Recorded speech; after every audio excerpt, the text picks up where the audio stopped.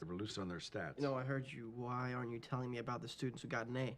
Because I don't remember them right now. So what? Attendance is a prerequisite for you, but grades aren't. Aha! You're onto the secret now, Todd. It's called potential. And believe me, that's a far better signal of what you might do than getting an A in some class you might forget about in 2 or 3 years. Sounds a lot like what kids with 2.4s tell themselves to justify all the That's C's. very nice, but neither got C's. Maybe both got blue-collar B's. Not by quitting. You happy they're over there? Todd, I told you twice. I did everything I could to stop them. But revere the reasons they didn't. Yeah. So I'm supposed to listen to your advice. This direction you're trying to give me, even though the two you've been telling me about didn't listen.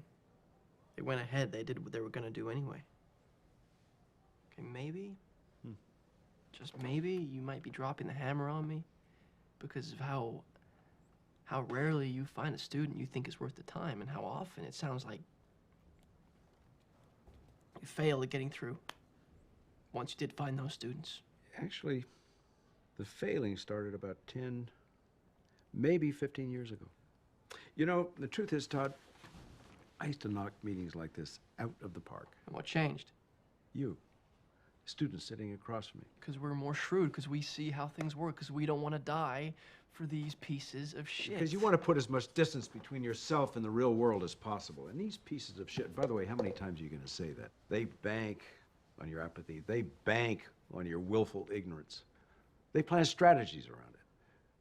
They try to figure out how much they can get away with because of it. So blame me for it all. Blame me, because I might just want to live the good life, because I can, because I'm smart enough to.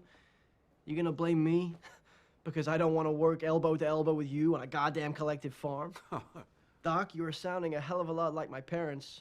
They're always harping on how they're giving me a better life than they ever had. And then they resent the shit out of me because I got the nerve to enjoy it. Todd, what good is a $90,000 Benz?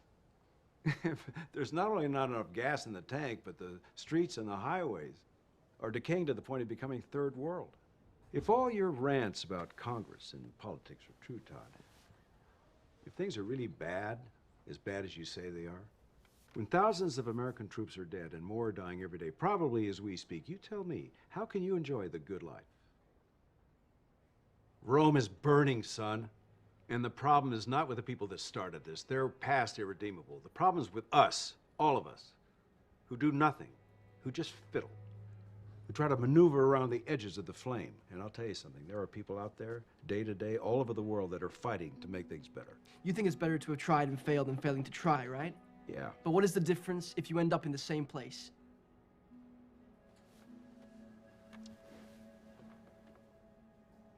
At least you did something.